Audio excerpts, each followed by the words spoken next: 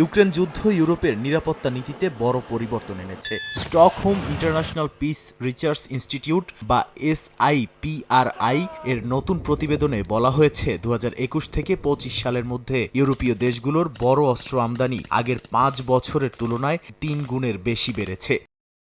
এই অস্ত্রের প্রায় 48% এসেছে যুক্তরাষ্ট্র থেকে।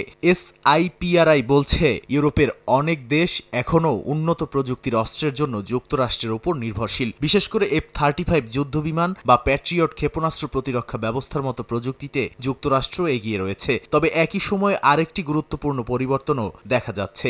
SIPRI এর তথ্য অনুযায়ী ইউরোপীয় ইউনিয়নের 27টি দেশের সম্মিলিত অস্ত্র রপ্তানি গত 5 বছরে 36% বেড়েছে, যা যুক্তরাষ্ট্রের 27% এবং চীনের 11% বৃদ্ধির চেয়েও বেশি।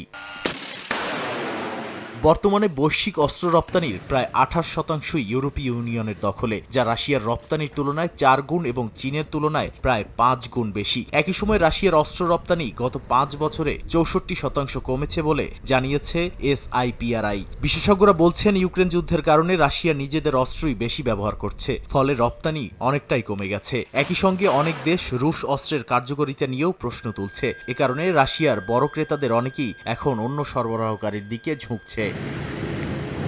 এদিকে ইউরোপীয় ইউনিয়ন এখন ইউক্রেনের অন্যতম বড় সহায়তাকারী। এখন পর্যন্ত প্রায় 195 বিলিয়ন ইউরো সহায়তা দিয়েছে ব্রাসেলস।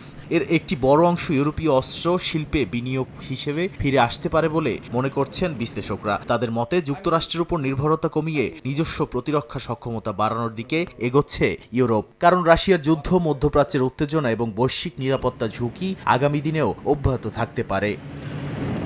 নাদিম মারজান, সময় সংবাদ।